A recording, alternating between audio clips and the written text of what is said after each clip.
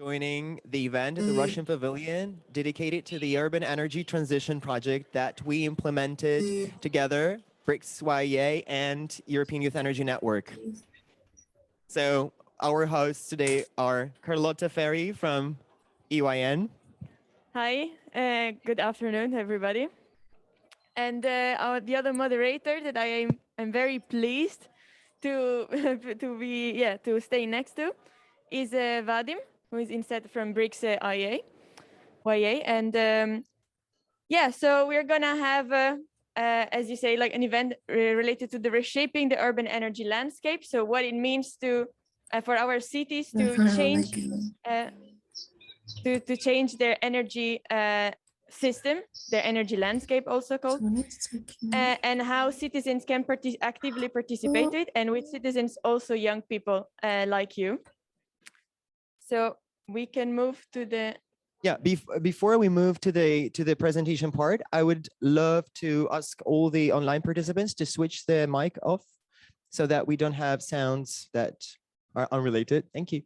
Good one, thank you very much. So this project is now presented by BRICS YEA and EYEN, but it was actually realized thanks to the great support of REN21 and many other partners like Yes Europe, Yes DC, who is also here in the room, and other youth organization, which we thank a lot. A little bit about the agenda. Well, we already have done the welcoming from our part. If someone wants to also introduce yourself because you're here for any particular reason, that's also very interesting to know.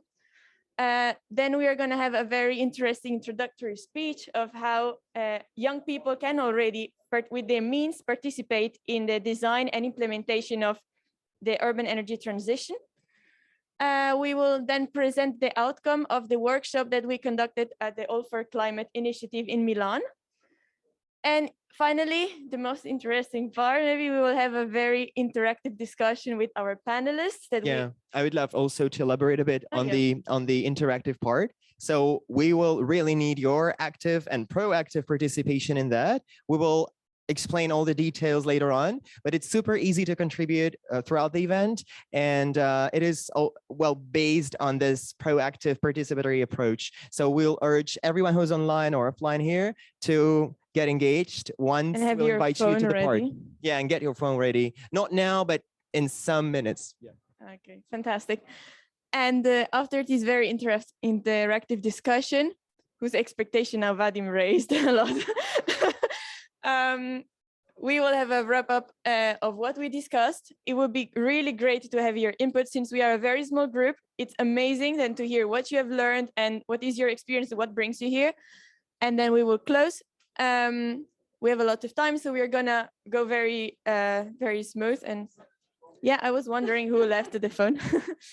Yes, caring for energy efficiency is one of the objectives of this pavilion. So, yeah, thank you.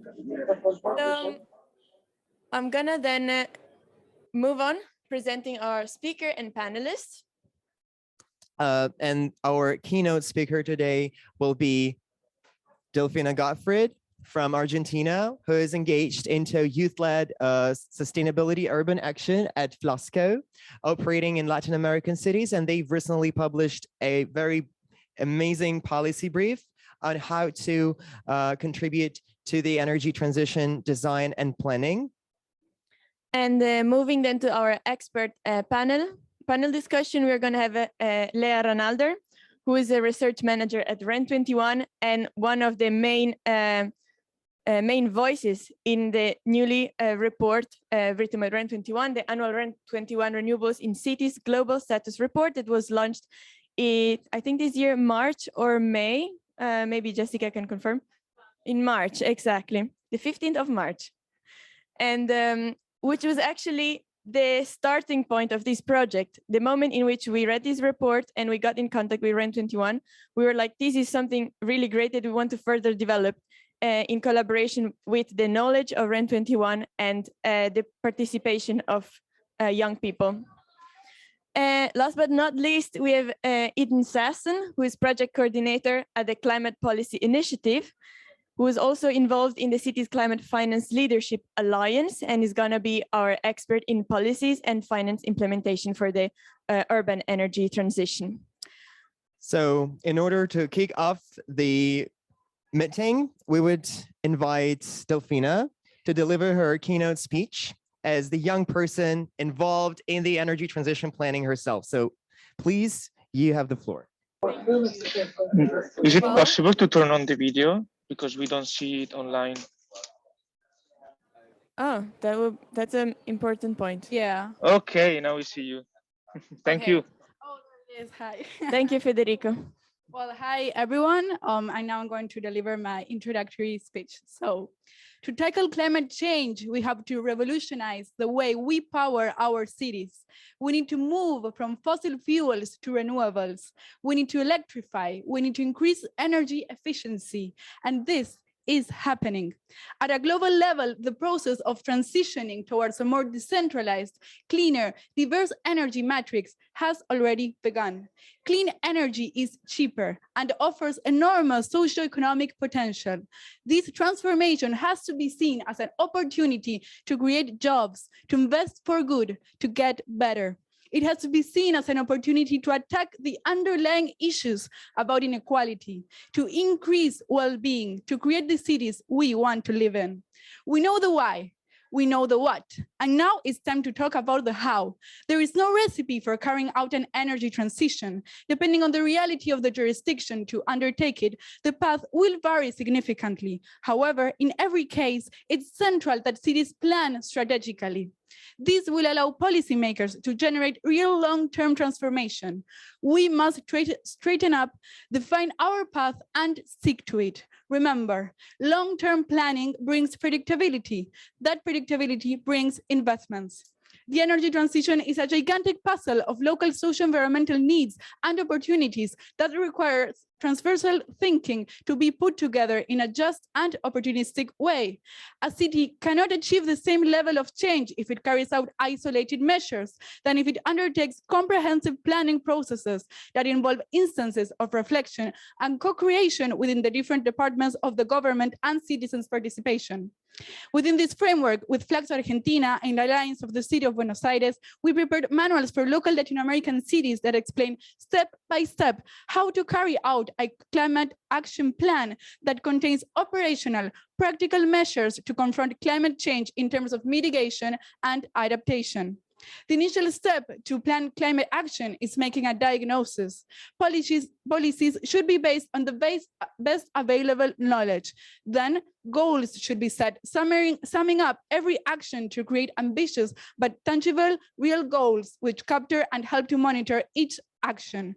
When we set goals, we have to be realistic. We must have optimistic but realistic eyes. Setting net zero targets but not knowing how to get there is not helpful. Furthermore, climate action plans have to be implemented. As a young person who has participated in the realization of these manuals and accompanied different cities in their development of climate action, I consider it essential to highlight the importance of young people getting involved in the different steps of the climate planning process of cities. Getting involved in energy transition is getting involved in a historic change that youth has to be part of. Young people can participate in climate action planning through participation mechanisms, and that is really important. But it is also crucial that young people get involved directly into public policy. The thing is, public institutions need fresh ideas. They need to attract more and more people with impetus, wanting to create, to generate change from within. The energy transition is one of the most gigantic changes we will make in our life. We need bold leadership, smart people getting involved and getting into action. Let's plan and make change happen. The challenge is great, but the opportunities are greater. Thank you. Wow. Yeah, Delfina, gracias. I think the speech is the best testimony of what young people can do and how they can meaningfully contribute and bring, positive change to the table. This is also a testimony of why we've been doing this project, right? and why people all over the world, young people all over the world, are interested in the topic, because it's not something vague and, you know, Oh, yeah. irrealistic. Just out of curiosity, is someone here working in urban energy planning or like energy Or transition has of someone cities? ever been engaged in urban energy planning? Also from the Well, how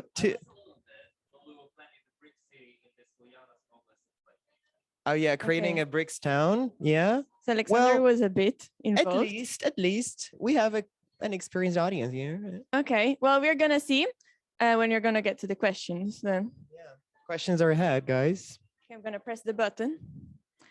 And I'm gonna start presenting a bit what is exactly this project and how the workshop was structured.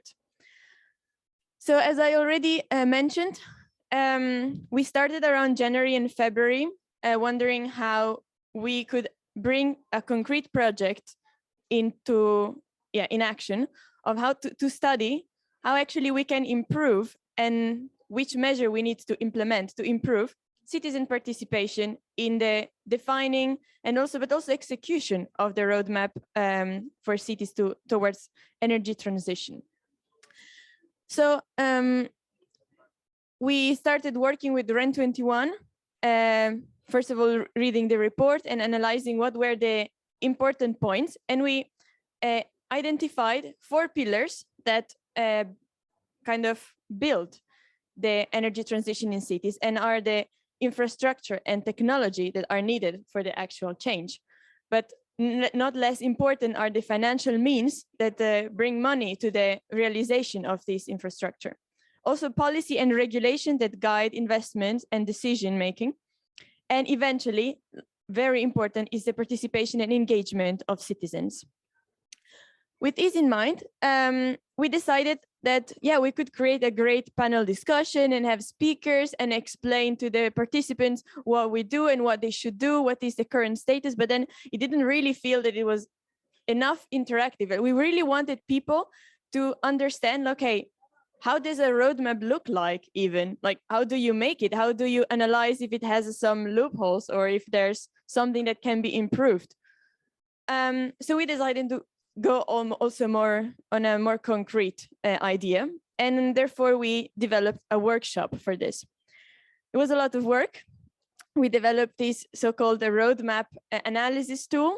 It's an interactive session where the participants were able to first analyze the data and then give try to understand them and brainstorm with other people, trying to understand what the data were saying to them.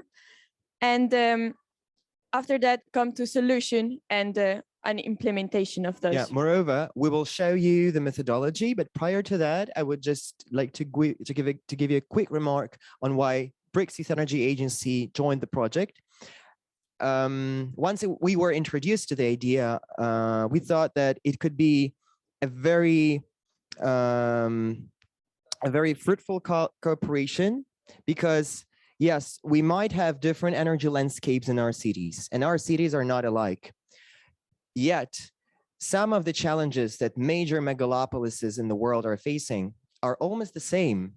You have traffic congestion, you have reduced urban mobility, you have unstable energy supply. If you shift immediately to renewables, or if you don't, you have higher greenhouse gas emissions. So those things are very interlinked. And we thought that if we take Milan, Sao Paulo, for example, as cities located on different continents, yet being major economic and social centers for their countries, we might really see what's at the core of these issues and how we as young people can get engaged in drafting tangible solutions for overcoming those challenges. You know, sometimes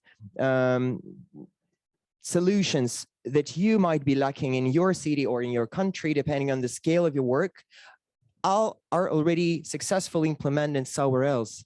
And if we unleash this type of collaboration, we might identify these ideas and bring them back to us so that the situation improves. That's well, that's a great introduction. So before going to more like explaining you how the tool looks like and how the workshop was realized, I'm just going to list again what were the objectives of this project. First of all, was raising awareness about the people, among the people, about what is a roadmap. How much do you actually know about it? Have you ever asked your question, do I know what my city is doing for the energy transition? Some people know, maybe you know because you're working in the energy sector, but your family does not probably, or your friends. So this aims also to become a tool for raising awareness. And second was to engage people in an activity that was completely new to them. So please, when I'm also going to show the results and what we have done, bear in mind that these people are not policy decision makers. They were facing for the first time a challenge of analyzing policies and analyzing data from a city and give solution to challenges they never heard about, especially because we worked with 3 international cities, Amsterdam, Milan, and Sao Paulo. And there was people from all over the world participating. And sometimes we even had problems in understanding the language in which the data were. So that was also a barrier that, however, reflect the reality of this situation. And last but not least, we wanted to test this tool in order to get feedback. And we would also really like to hear from you after the presentation, in order to improve it and bring it forward. So here is like a screenshot. I'm really sorry because my first idea was to navigate with you inside the tool. Yeah, and actually these are interactive sheets in a spatial form that our participants were able to access. But unfortunately it was not possible. So please, really, if you are interested, after the event, you can come to me and we can easily enter it, and I can show you how it looks like for the 3 different cities. And I will be really glad to do it and answer your question. But this is more or less how it looks like. It can be implemented on a Miro board or many others, also concept board, or like there's this interactive platform where you can move yourself and choose different options. It can be used in different platforms online. And the concept is that you start from number 1, where you follow the instruction on what you have to do, and then move to point number 2, 3, and 4, following what basically the moderator of the session. Specifically, for this is an example of the city of Amsterdam, and we started from the upper part on the left. This should be a 1, but whatever. With the city current roadmap. So a bunch of data were given to the participant with also some text explanation regarding, I don't know, the energy mix of electricity. I mean, ranging from such simple things as the number of residents and to, I don't know, the energy intensity of local industries that are located within the city limits. Yeah, and not also weather conditions, for example, which is crucial for a certain renewable energy facilities to be located in the city. Yeah, the participants were also provided a fact sheet where there were also the sources, so they could dive a little bit deeper a few days before the workshop. Yeah, and a quick comment on that as well. We aimed at collecting data which would be as trustable and credible as possible, so that we contacted academia and local governments to collect this data and to ensure that the quality of data is high and the data is relevant. For example, with the city of São Paulo, we got this data from the city Department of Energy and Environment. In Milan, it was a collaboration with the university, the Polytechnic of Milan. So this is what we valued as the data we really needed. Yeah, maybe we should show off this a bit more. It was not clear. But then after the in-depth analysis of the data, it's important to say, okay, what is missing in this roadmap? What these data are telling us. And this is not as simple as it sounds. If you work in research, you probably know it. And the biggest part of the workshop was actually to transform this data into 1 or 2 challenges that the participants thought were relevant for the improvement and realization of the roadmap of the city. We are gonna then analyze only one for each city because otherwise it would take too long. After that, the participant will also ask to prioritize the challenges and to only pick a few for a matter of time. Further analyze them, answering question in order to dive deeper into the understanding of what exactly was the challenges, which point of the challenges were weaker, which one were the one to address in order to unlock the rest. And then they were given around 40 minutes to discover different options of solution for technology, financial mean, policy and regulation, and engagement of citizens. In order also to get a grasp of what we are talking, because if you're working in the health sector, for example, you might not know about what a power purchase agreement is, that's totally normal. So we were explaining the basics of the finance, technology, regulatory framework, and a citizen engagement for the energy system in cities. And but however, we didn't ask the participant to necessarily use these means, but just to use them as an inspiration, also to come up with their own solution.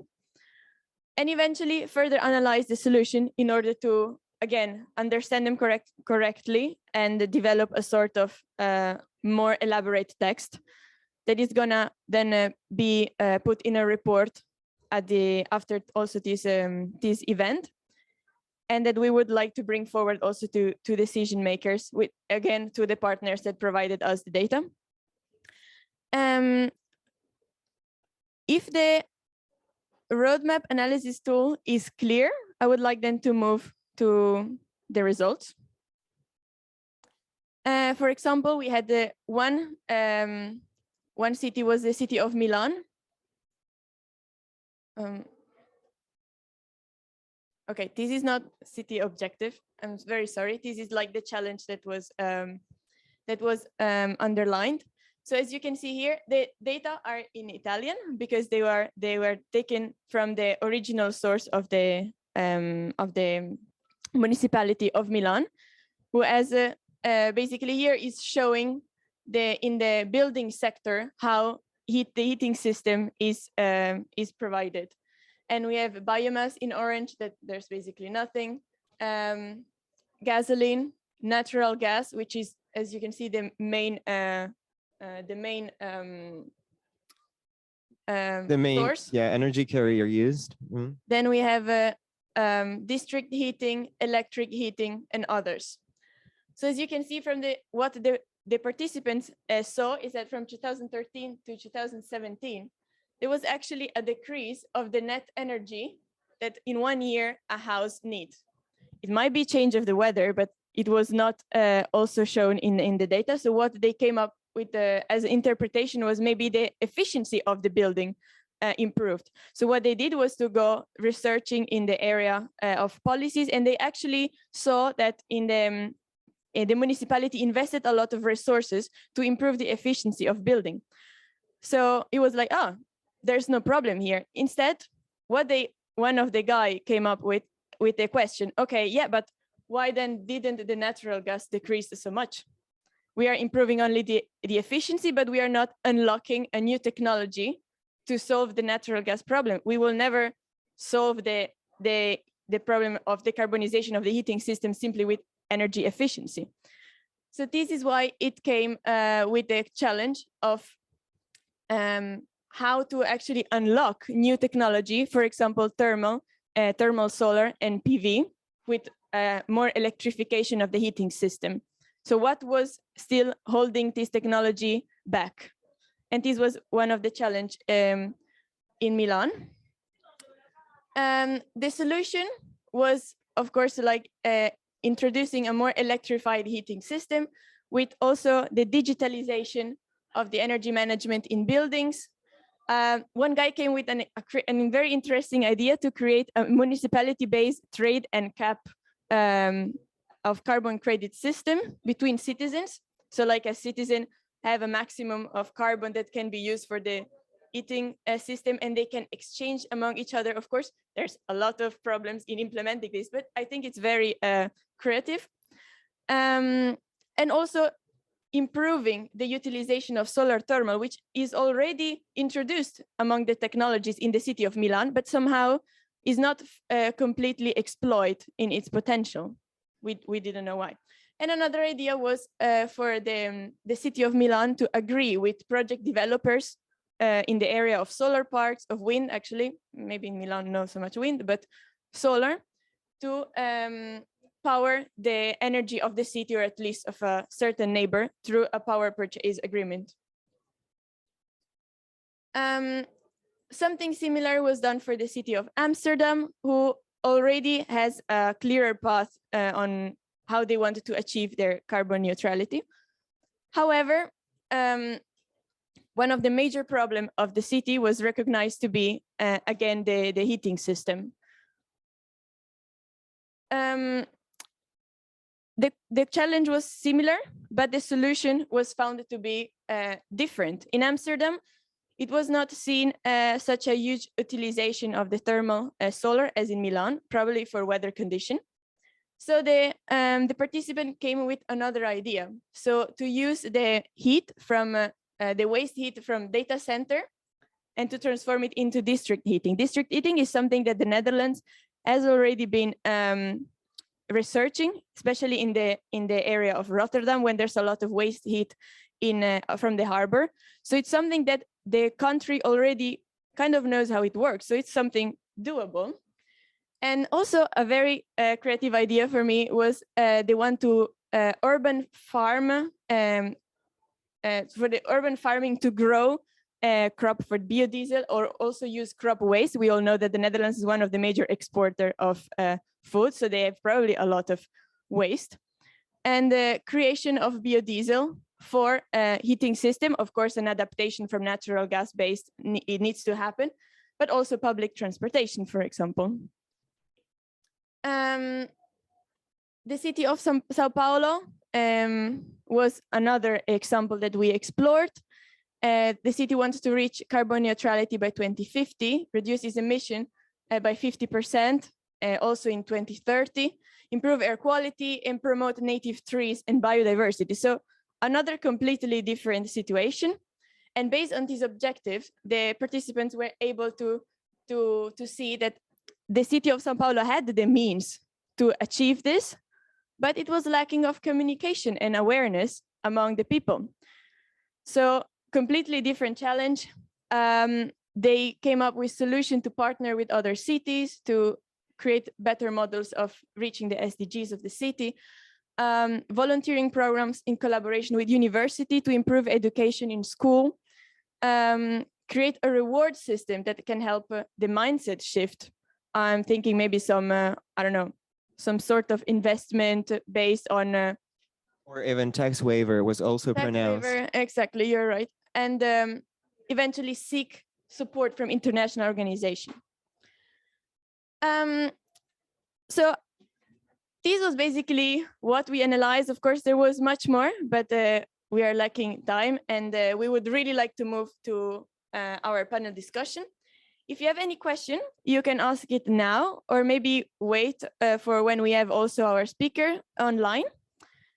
And I also kindly ask you to connect you via Mentimeter or by scanning the QR code here. Hopefully it works.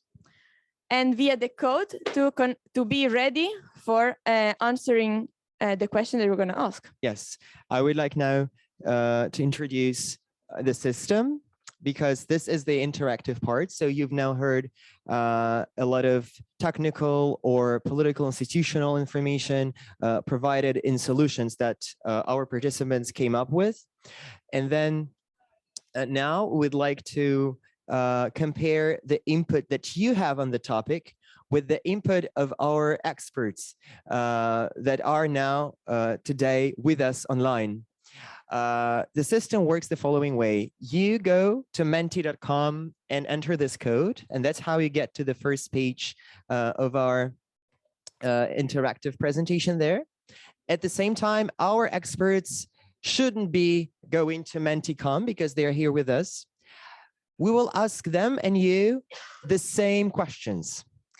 while they are answering, you're more than welcome to listen, but also please provide your input while they are answering the question. By the end of each answer, we will compare the way you answered and the way our speakers view the things. That's how we will create this distance collaboration and see whether your ideas and their ideas on the topic coincide or there is some kind of divergence and why it emerges. Hopefully we'll have time to discuss it as well. So please, if you have some problems, some issues with that, just let us know. If not, we'll have the first slide there. You have it there. It's called What City You Come From. So don't hesitate to type in your city. Can we have the slider here? No, it will not be projected here because we have it there.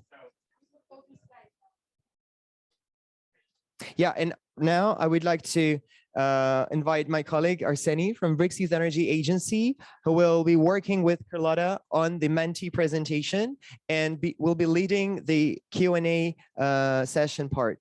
So Arseni, you're welcome.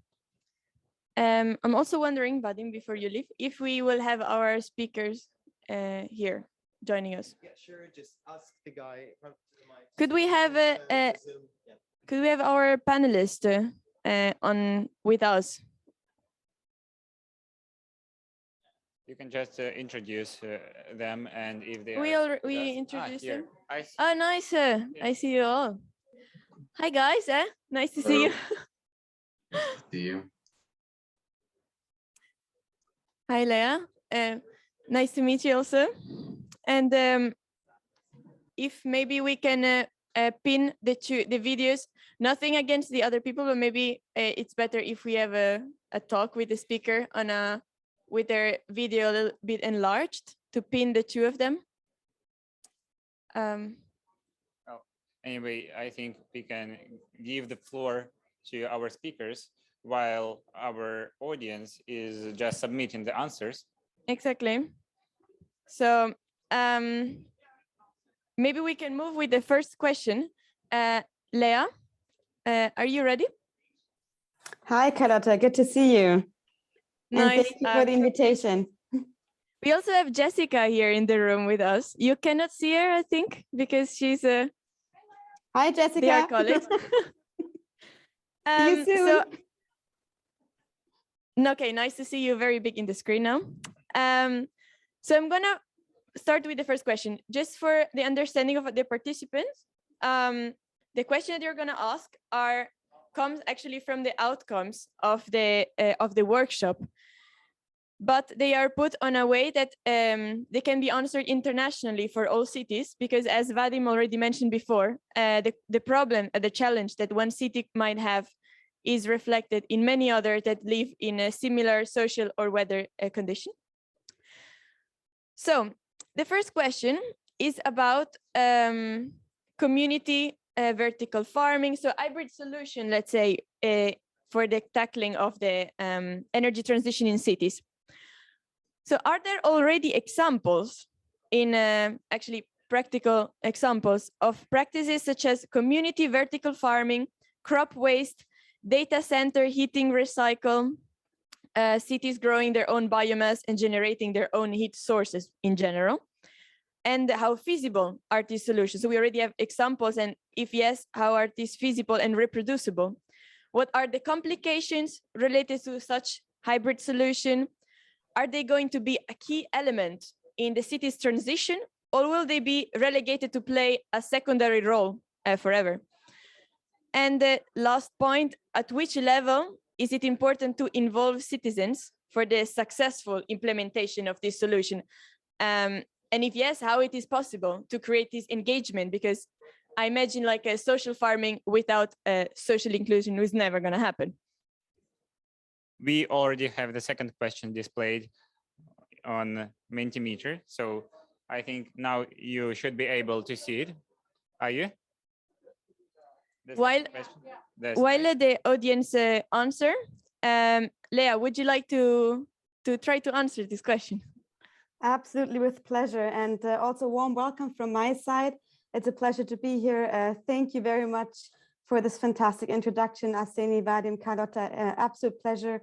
And also thank you for the continuous great collaboration that we've had over the last months.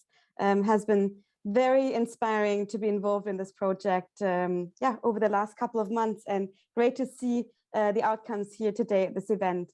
That's a very big question that you just asked there, and let me try to tackle it. I think, first of all, if we speak about urban energy transition, I mean, many people immediately think about solar PV on the rooftop, but that's not the only thing. I mean, there are many other options beyond just solar PV on the rooftop. And one of this comes very much down to circular economy, using what exists already in a city, also waste and wastewater as input to generate renewables locally. So that means there are already cities around the world that are doing this, that are using heat, that are using waste and wastewater as input for heat generation. And we also see many cities, for example, in China, also using, putting a biomass, some of this, again, coming from organic waste as input for heat.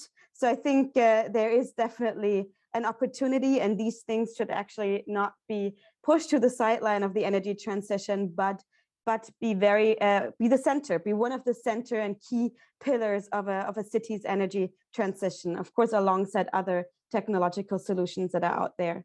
And that then sounds really great.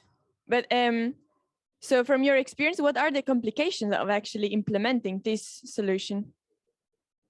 I think it's, it's always complications are, I mean, as with every technology, I would say, if we look at renewable energy, globally, but then also locally, there are a variety of different complications. I would say one of the big ones that persists is that renewables are too expensive, and that renewables are too expensive and too difficult to implement. We don't have the proof yet that this works. It's too new. Let's not do this. Let's stick with the old solutions. That's not true. I think, just if you look at the cost reductions that renewables have experienced over the last years, renewables are now cheaper in most countries around the world than keeping existing coal-fired power plants running. So I think that's, on the one hand, a really big myth right there when we speak about costs. But then I think the other complications, and that goes back to what you also mentioned in the question before, is community involvement and community acceptance at the local level. I mean, we see in general, I would say, a very big support for renewable energy in the broader public. But then when we look at the specific cases on the ground, there are some examples of resistance against this because of a variety of reasons. For example, the typical example of wind power plants being considered ugly, or when it comes to other systems that they're not pretty in front of the landscape, there's some reflection, whatever, a variety of reasons. So I think the community engagement should not come, at a later stage when the project is already there, but should be front and center again of enabling these solutions. So participatory governance models involving citizens already in the energy planning. As our keynote speaker said, long-term planning also brings the stability, and you can already bring people on board while you set up this long-term planning. And when they're on board, they will also be there to support this transition to renewables. Wow. Okay. When I have to be honest, when I first read the outcomes of the workshop on Amsterdam, which is the one that this question come from, I saw the ideas of the participants, and I was like, yeah, that's never gonna happen. But then what you are saying is actually that there are already cities that pioneered in these solutions, and it seems something so important to add to the solution mix that I would really like to hear what the participants have shared about this. And regarding to this, 1 second. I would also like then to hear the opinion of Eden, if he wants to join us for commenting the part commenting the answer of the participants. In general, it seems to see that everybody agrees that it. Sorry, I thought she was. That the urban planning plays an important role to facilitate hybrid solution, and also they bring again up the energy efficiency to increase the share of renewables. I think they go hand in hand. Let's say without energy efficiency, yeah, we're gonna just simply use more electricity if you use renewables. Someone mentioned also local circular solution that should become the norm. So someone is already very forward thinking here. Community involvement could play a key role in creating local ownership and raising awareness of both problems and possible solution of the community. Maybe EYEN, can you elaborate on this? Like, what is community and local ownership? Sure, I'd be happy to speak. Thank you for having me. My name is Idan. It's funny to see myself on the screen here. But I'm based in London, so not too far away from Glasgow. So we have the same early darkness, unfortunately. But yes, it's a pleasure to join you today. And Leah, Run 21, whom we partner with at the Alliance, the City's Climate Finance Leadership Alliance. Pleasure to be with you as well. I would definitely agree with everything that was brought up from Leah there and the participants as well. In terms of local ownership and thinking about kind of community oriented and community built local power generation in cities, there are many models to this. And it's really a way to think beyond the traditional centralized power grids and energy distribution to really put the kind of rewards and profits of energy generation directly back into the community. And it's a particularly powerful way of actually also creating jobs in areas of cities that do not have the same kind of opportunities in terms of educational opportunities and economic opportunities. So there are a number of different examples, two that come off of my head. One is an example from New York. I'm originally from New York City, a company called Block Power that has a really interesting approach to energy efficiency and installing heat pumps through many different communities, and they also work on job training. And so it's a really holistic approach to think beyond just energy transition into other questions of kind of racial justice and economic opportunity and so forth. There's another example based in London, in the UK, called Energy Garden, that is also kind of community oriented and old local power generation in various different public areas, but also in public and social housing complexes in which local communities have ownership in this kind of solar PV systems. But they're also located at different public transportation stops, and they kind of refurbish and create more vibrant green spaces. And there's a very kind of active youth approach to it as well that's about building community while also generating sustainable power. And so there are a number of different examples, I think, throughout the world, and now it's really about learning from one another and scaling up. Okay. Thank you so much for your intervention, Idan. Now I'm going to pronounce it correctly. And staying with you, I would like then to move to the next question. Thank you so much, Leah, for this first one, but we're going to come back to you as well. And it kind of goes hand in hand with what you were mentioning, because this local ownership and community building, in order to reach it, it's important to raise public support and awareness around this innovative solution. Now you have the question on Mentimeter, so you're welcomed to participate in the next questionnaire. Exactly, that I'm gonna start saying, mentioning now. So it is important to raise public support, I was saying, about an awareness around these innovative solutions. And in these communication campaigns play a crucial role. However, this topic, I think, touches the intergenerational problem regarding technological innovation and the need for societal change. So the question is, what do you think is the role of young people in the momentum that sustainable solutions are having in all sectors? And more in specific, what about the role of communication in social media, which are undeniably connected with the way young people now express themselves and communicate with each other and the rest of the world. So which role can communication and social media in regards also to young professionals, because they're going to be the new expert, the new implementer of this solution, which role does it play, and what is your opinion about this? Yeah, it's a great question that really touches on the kind of youth aspect, energy, and communications around this. You just had a moment before, Carlota, that was, wow, I didn't think that was possible. And then I see all these solutions are possible. And there's something that I think is quite powerful in terms of thinking about the role of youth, whether it's young professionals, but even, teenage activists that we're seeing on the streets of Glasgow and so forth, that are really thinking about, and imagining a future that doesn't currently exist. A lot of people in kind of older generations, or that have been around for a long time working on some of these issues, it's very hard to think outside of the paradigms that have existed, of a fossil fuel-based economy, of centralized power generation. And so it's one of the most powerful aspects, and the theme is about youth here, is about really building a different future and imagining that a different system really is possible. There's a great Nelson Mandela quote: "It always seems impossible until it's done." Did we ever think that, the price of solar generation would be what it is today, even just, 6 years ago? No, we didn't.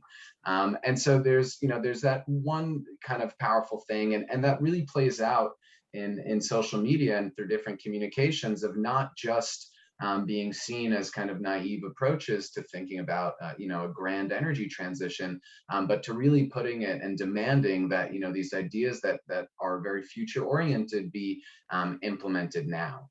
And so there's, a lot of work that can be done to really apply that political pressure and to make that a reality. And there are many different, sociological studies and research out there that shows that we are so heavily influenced by the actions of the people around us. And when I was in high school or kind of in elementary school, 2 decades ago, that was a time in which it wasn't so cool to care about the climate. Now it seems as though for younger millennials and Generation Z and so forth, it's caring about the climate is cool.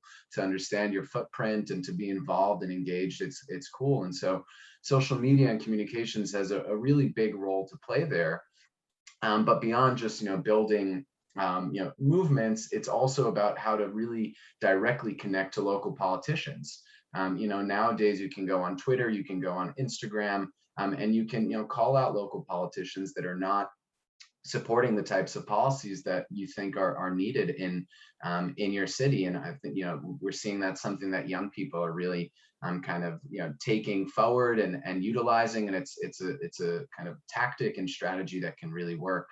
The last thing I would say on this topic of kind of youth and communications and thinking about energy is that the younger generation also tends to think beyond just the sustainability component of, let's say, urban energy into other questions of inequality, of gender, of race, of poverty. And so there's a broader way to think about some of these questions that can really be expressed and communicated regarding for example, let's say more efficient street lighting. If how could we implement LED efficient street lighting that can reduce costs, save energy, but also has a gender component to really makes public streets safer. And so there are all these different in crime, and so different co-benefits. And so these are the kinds of things that can be communicated, and that youth have an important role in really making clear and demanding action on. Yeah, actually, what you just said is extremely we can apply also to the other city, because I remember from the workshop, the communication issue was not only in one city, but it was found in all of them, and actually in different aspects. So as we showed, Sao Paulo was not able to communicate correctly their plans and their how to reach their SDGs.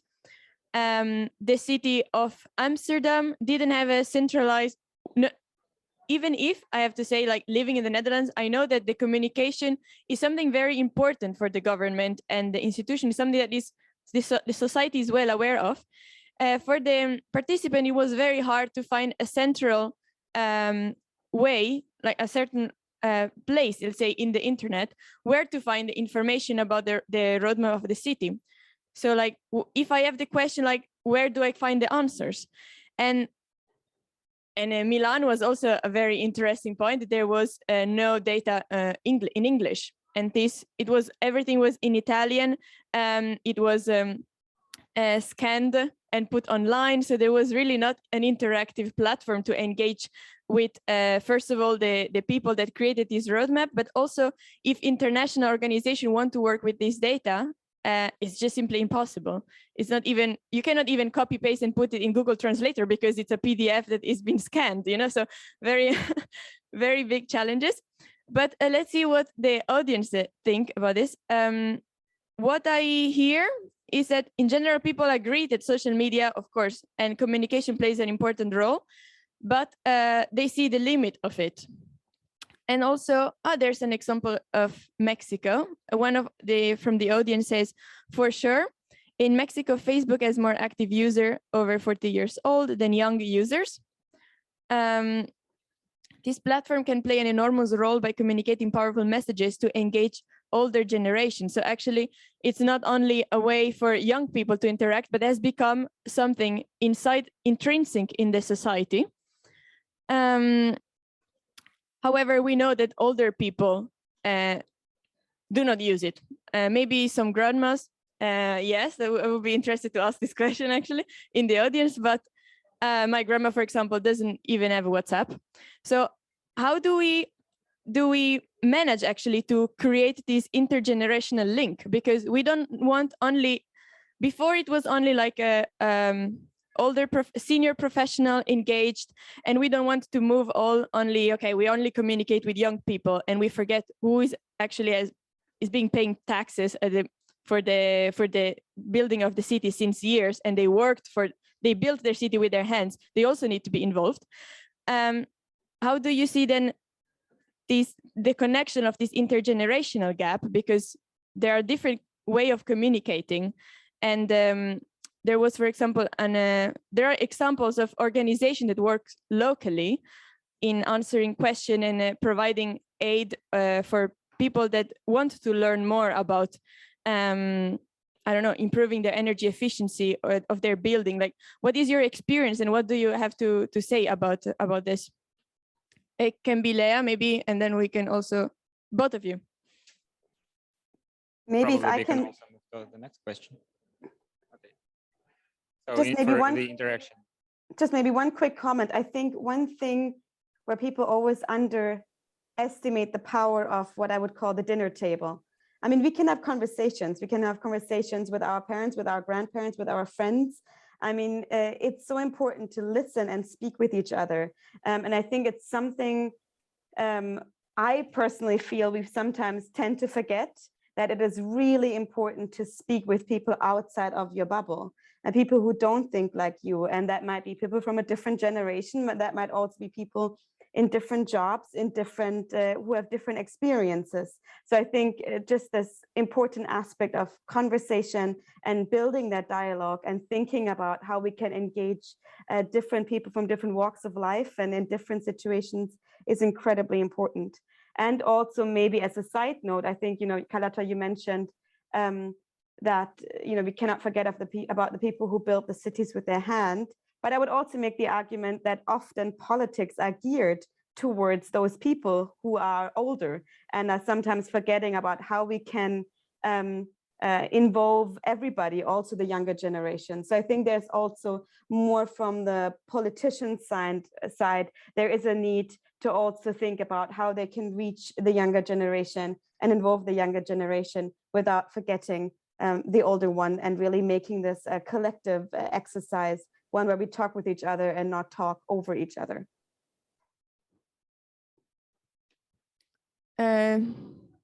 Some other input, or do we want to move to the next question?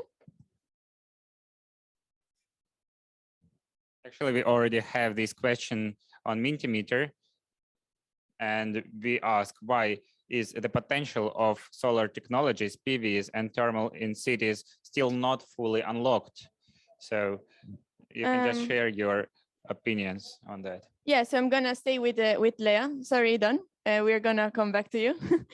But mainly like from the example of Milan that we already explained, there has been indeed an increase of the deployment of this solar technology is one of the most famous, especially on the urban level, like the rooftop is basically the symbol of like the new renewable energy solution for households. However, on a city level, on an urban level, they're still not completely unlocked in their potential, both PV and thermal. Leah, why do you think we were not able to reach this full unlocking of the technology? Do you think there are some what do you think are the barriers, if they are like climate related or of the infrastructure, like how the city is designed, and how would you maybe move forward in the future in order to unlock these possibilities? I think that's a great question, and one that many cities struggle with is how can you unlock the potential on the ground? I think one big thing is always set your target. But then I always say, okay, setting a target is easy, but then think about how will you achieve this target? What are the actions that you need to take? And for me, that boils down to two different measures. The one is for a city government specifically is how can I put, in this case, solar PV on my own municipal buildings, on the buildings that I as a city control, that might be hospitals, schools, municipal buildings, municipal government buildings. But then, and just these first steps are really important in increasing the awareness on the ground, also showcasing that there's a business plan that can be followed through in attracting the interest of people on the ground. But then also not only think about, okay, what can I as a city government do, but how can I get everybody else involved in this energy transition? I think, just to name some examples that have really inspired me was Seoul has put up this massive plan of having 1 gigawatt of solar PV in their city parameters, I think until 2022 even, so very ambitious. And how did they do it, or how are they doing it, is putting it on their own buildings, but then also working together with the people living on the ground, with the citizens, with the community, providing solar PV, giving incentives. So this is also where it comes down to policies. So on the one hand, giving financial incentives. There are now a variety of cities that are saying, if you put solar PV or solar thermal on your rooftop, we will give you money. Which of course makes it attractive for people to pursue this road. And then the other one, always the stick and the carrot at the same time, is we've seen some cities that making it mandatory if you build new buildings to put up solar PV and solar thermal or solar thermal. And I think that's also interesting because it levels the playing field for everybody. Okay, if you have a new building, this is the regulation, this is what you need to do. For example, there are now a variety of cities in Germany that are doing this specifically when it comes to a communally owned land, that this is now mandatory. So I think, the stick and the carrot approach is an interesting one here as well. And again, then thinking about how can you work with the community and with the people on the ground, supporting community energy projects, specifically in cities where, for example, there's not lots of roof space. I mean, I live in Paris. Good luck finding a roof where you can put some solar PV on as a community energy project. And the city has said, well, if you have a community energy project that you want to realize, we will provide you with the roof space. So there are different ways that the city government can work with its, work for its own, shifting its own operations, but then also use policies, but also direct measures working with the community. in order to implement these solutions. And not only the people, but also the businesses, places of worship. I mean, we've seen churches, mosques being really front runners also in this transition, putting solar PV on their places of worship, which again has a massive impact on people seeing solar PV on their church and then thinking, okay, wow, I could do this as well, maybe. So I think it's really about making sure that everybody's involved and that we are all together on this road towards a better and cleaner energy transition. And again, I think as Eden also said, tell people what's at stake. You know, at the one hand, it's about tackling the climate crisis, but then on the other hand, also make it tangible for people. People care about clean air a lot. People want to breathe clean air. They want their kids, their grandkids to breathe clean air, have better quality of life, have local jobs, have less traffic pollution, and they're willing to go the extra mile for this, to have this better, more livable, healthy urban environment, and have this vision in their head that they can live a good life in a city environment. And that, you know, with that common vision, there are powers we can create and unleash in order to get there together. Yeah, you can really see you're passionate about this, Leah, when you answer the question. However, it seems that like the audience is a little bit more skeptical, and mainly what they are bringing up in their answer is the fact that both costs and benefits are actually not equally shared. When I decide as a owner of a roof, for example, to put my solar panel, are there actually effective financial measure to give me a financial aid to implement this? And what are my options? Are there costs really well shared between me, that I'm taking the risk if I'm the only one investing in it, or there are other solutions that could de-risk such a project, which for a business maybe is nothing, but like for a household, installing a PV on the roof is still a big decision in a developed country. So I imagine if we go in less developed economies, and so Idan, maybe you have any comments about this? Also, what are successful examples that actually brought people to rely more on a financial aid that was indeed successful and shared the costs and benefits? Yeah, absolutely. Well, I think in every country, state, region, city, there's going to be different policies. And so you have in a number of different countries and a number of different regions and cities, you have subsidies that go towards the installation of renewable energy, towards solar PV. It's a fairly straightforward subsidy and policy that's being carried out as we speak in in a number of different countries around the world. But just as important as the actual kind of policy is having also the vertical integration and dialogue between different levels of government. And so it's very important that a federal government is able to speak with the regional or state government, that's able to speak with the municipal government, that's able to speak with local councils, with local neighborhood and community groups, with local groups of practice because without that sort of fluid conversation, there's going to be a lot that's really lost.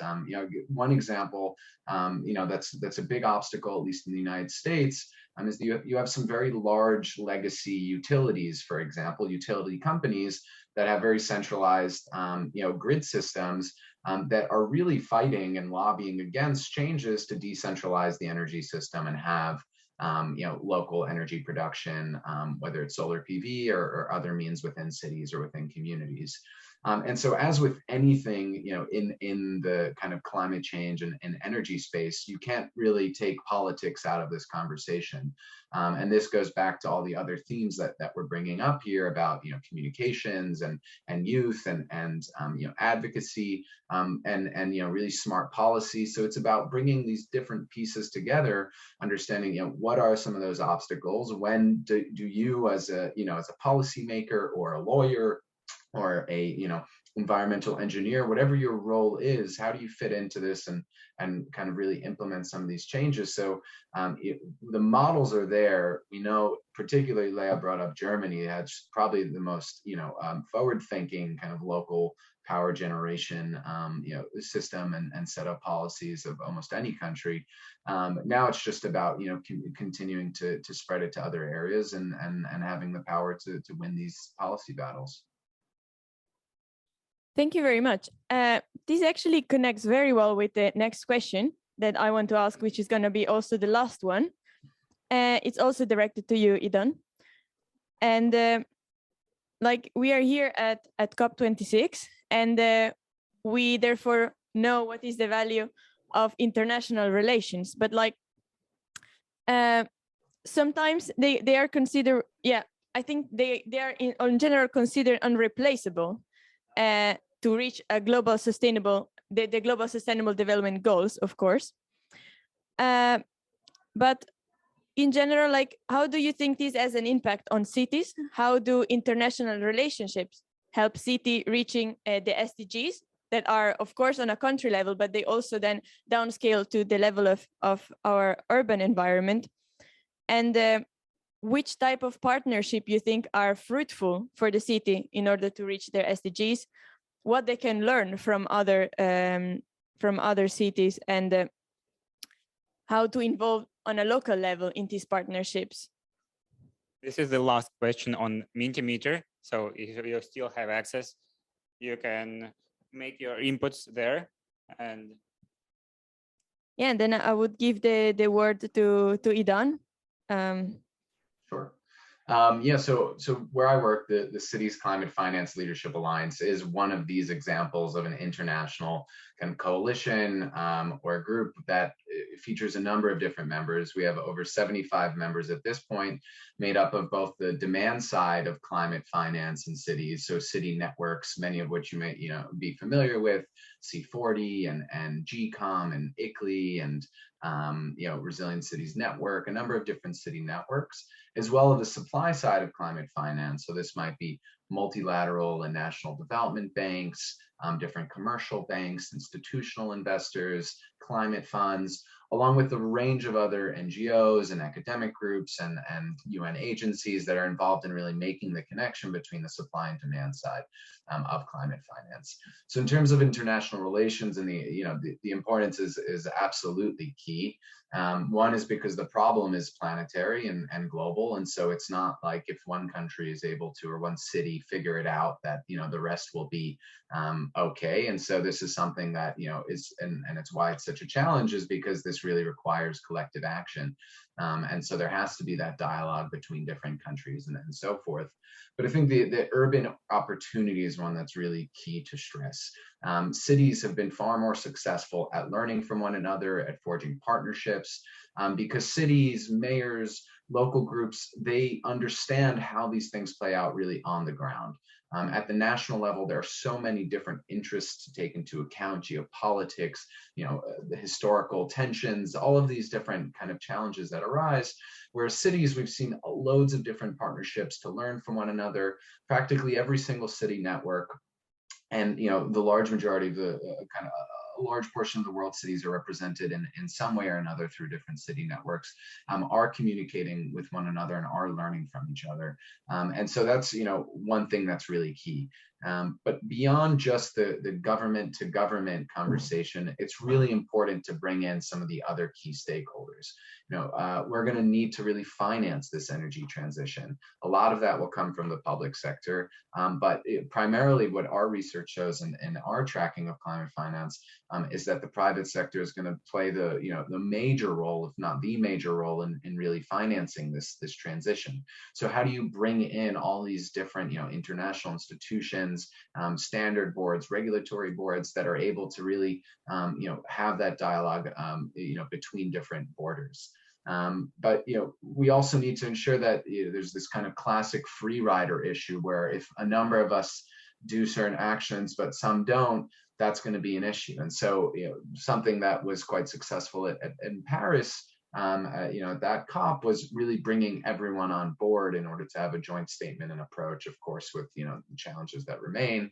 And so that joint action is still key to really thinking about this. But it's really a big opportunity to connect cities, to connect different citizens groups, under these kinds of challenges that should not just be seen as challenges, but also, for the opportunities that for a range of different co-benefits beyond just urban energy transition. I have some other points, but let me leave it there to pass it to Leah, to the Mentimeter responses. Be curious to hear some others as well. Yeah, you said something very important, like bringing everybody on board. This is often said here at COP as well, like nobody left behind, etc. But there's a participant that actually asked a very good question, which is it like, why are the municipality people then not here at this event involved? Which, of course, they have a very busy agenda. They will not come to such an event. But the question brings me to thinking about something else, like why there is this barrier between the people that work for municipality decision makers in engaging with the citizens directly, and more specifically, let's say also in the case of our youth organizations with young people. So what is the barrier in bringing also people that do not work in decision-making processes into the discussion, even if it's on an international level? And here I would really like to hear both of your opinions as a kind of concluding remarks before we move to Q&As, if there are.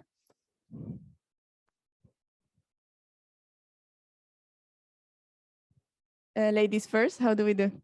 Sure. Okay. I think in general, if we look at what city governments are doing, we see that they are much closer to their citizens, and that actually many city governments are undertaking very important steps in engaging with people on the ground, using these participatory mechanisms, having open town hall meetings, really trying to get their people involved in energy planning. I mean, I live in Paris, and a couple of weeks ago, I got to vote on a participatory budget. And I thought that was an excellent way of making people aware of, first of all, what the city is doing, and second of all, also having a say in how some of that money is being spent. And for example, climate issues, air pollution issues, energy issues were up for vote, and also got a very big share of the vote. And I think this is also one way to indicate, not only to showcase, okay, well, we want some of the budget to be spent this way, but also to indicate to decision makers and policy makers that these are very important topics to take into consideration. And I always think it's a two-way street, right? Policymakers need to open up the avenue to get everybody involved, but citizens shouldn't also stay there and wait until people come knocking at their door and wait to be personally invited to engage. I think there's often many, many opportunities. Also, I mean, there is the problem that there are town hall meetings, and who comes? Only the people who are against certain things. So we also need to showcase to our decision makers that we are in favor of certain things, that we want to support them to take bold decisions, that we want to support them in moving certain things forward, and that, we demand action, and that we want to take this action forward. And I think, of course, there's always this question, okay, why are certain people not in the room here? I think at the last event we had a couple of months ago, there were some city decision makers in the room, which of course is always very appreciated. I know there are city delegations here at COP that are engaging, that are really pushing for this multi-level dialogue, because I think it's really clear, if we want to tackle this climate crisis, it can only be done together with cities. More than half of the people in the world live in cities. Cities consume around 75% of the energy. They're responsible for around 75% of the emissions. They are home. They are responsible for around 80% of the GDP. If governments, national governments, don't work with city governments, this battle is already lost. And I think it was said by Ban Ki-moon at one point, the climate battle will be won or lost in cities. And I think the statement cannot be said loud and clear enough. So working with cities, alongside cities, and people living in the cities, absolute key. Thank you very much, Leah. It's always a pleasure to hear your opinion in the sector that you are very already an expert in. Before we move to Idan, that I'm very keen to hear. Maybe we can change to the last question that is about what are your take-home messages from this session, and then we are very glad to hear your opinion about the participatory mechanisms that we already mentioned. Sure, yeah. I mean, thank you, Lev. I think absolutely right. I don't have so much more to add to that. It is one thing that I would be less pessimistic about is that, I think we've seen tremendous progress in terms of cities' efforts to really gauge the input and participation of citizens. Of course, it's going to be, different depending on the city. Participation and community engagement is now such a buzzword that it really also kind of risks losing its actual empowering kind of method and message behind it. But there are still a number of things that that cities can do. I used to work for city government for the Parks Department of New York City, and part of my role was in community engagement. And something that we started doing and we had to advocate for as part of the budget is to actually provide food, childcare, and translation at different meetings that we would have in different diverse communities in New York City. And we saw a huge increase in turnout because, in fact, we were asking people to take time out of their lives. For many, time is money, time is stress, time is, things that they have to, worry about, their family or working or whatever it may be. And so there are certain things that cities can still do to make it more possible to come to people rather than expect them to come to a municipal office, to go to schools, to engage, children, to engage teenagers, to go to colleges, to engage university students, to go to, disadvantaged communities to get different perspectives on what's needed. And so it's always going to be this compromise between, citizen and state or municipality and local resident. But ultimately, it's really the mandate of government to focus on some of these key public challenges and to come to the community with the needs that they have. And so there's a lot to learn, and it's not just from higher income countries that ideas have to spread into developing country context. Leah brought up participatory budgeting that has its roots in Brazil, and so there's a dialogue between global North and South that we shouldn't just see also as coming from wealthier communities and areas into the global South. And so there's a big opportunity there. There's a lot of growth. And it's also not just about the city, but in any role that you play. There may be our architects or engineers here. There's a huge space in terms of urban design and architecture and engineering to engage communities in the process. And so there's lots of resources out there, and it's quite an exciting space to be in. Thank you very much also for bringing your personal experience to the floor. Very interesting. And I would like now to read a few of the main take-home message from the discussion that some of our participants mentioned. One is about the fact that cities have different challenges and situation, but they also learn from solutions implemented by different cities to common problems. So we come back to the first point in the introduction, and that young people need to be involved in topics of clean energy and be the word of change. And also that they need to see the problematic, but also find possible solutions.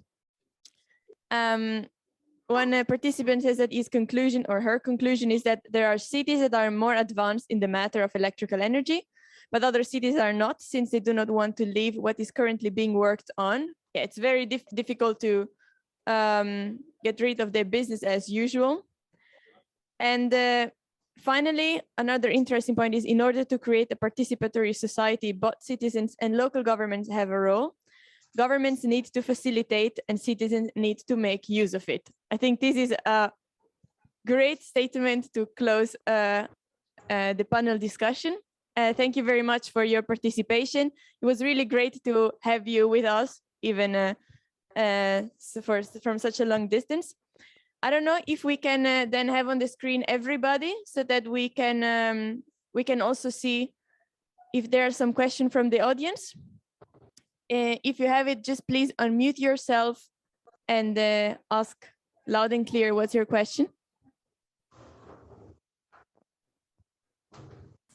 Yes, I would like to say something about the relationship that you have from different countries, from citizens to politics and governments, because, for example, here in Mexico, we have seen the death of great environmentalists, biologists who protected the biodiversity in Mexico, and in their fight to stop pollution and companies, they kill them. And that's why I would like to hear about your relationship, government and citizens in other countries. So it's your question is about how the relationship between citizen and government in other countries than the one that we mentioned can be improved, because the activist that you mentioned, or journalist actually, we mentioned was actually doing the participatory job that we are asking, and he risked his life. Did I understand your question correctly? Yes. Eden, Lea, do you have any comments on this very important point that has been raised? Like, because we have been talking about cities that were very developed and where there are a lot of people complaining, and complaining is actually accepted, but there are many other places where people do not have, they are not allowed to raise their voice, as for example in Europe, or I don't know, many cities, actually not even in Europe is everywhere possible. So what do you have to say on this matter? Thank you very much for this question, actually, very interesting. Yeah, thank you, Fernanda. It's a powerful point you bring up, and it's really important to remember that there's not always this kind of positive relation and good intention behind the relation between government and citizen. And there have been horrific crimes and violence against environmental activists and journalists around the world, and something needs to be done about that. And so depending on the context, there are different ways to engage. I'd actually worked in Mexico City, in Xochimilco on a water project, and something that we were told was actually there's very little, if any, trust of the local government in this community. And so we had to kind of change the way that we were working to not come and be seen as, looking to benefit the government, or that, that we were, working on behalf of the government, but trying to demonstrate how we were working with an NGO and another group of planners for the community specifically. And so it's really understanding the local context.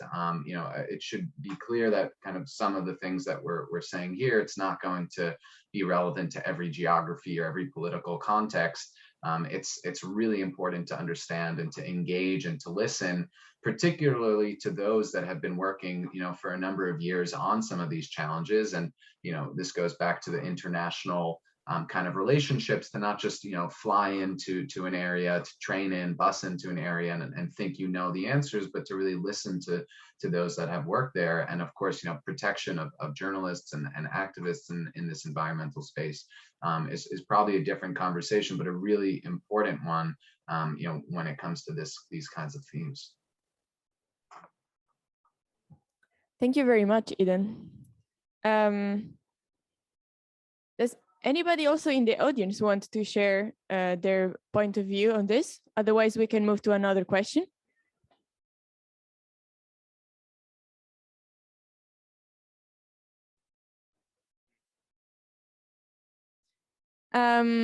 We can move to another question. Also, the audience that is here in the venue in Glasgow, feel free to ask your question.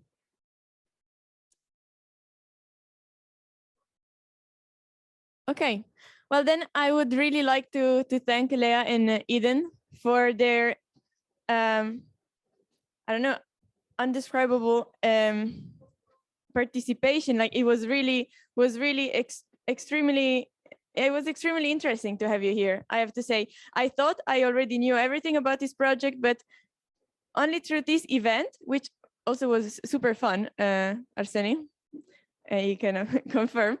I thought I knew everything about this project, but I have to see it all over again with you here, with the question that we answered, and also just presenting it at the audience here in Glasgow and to you that are joining from far away.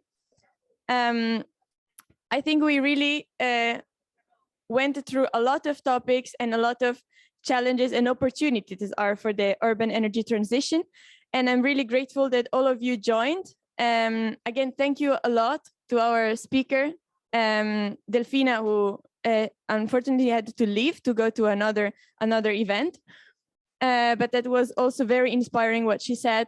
And to you, Leah and Idan, for participating so actively and also so passionately at this panel discussion.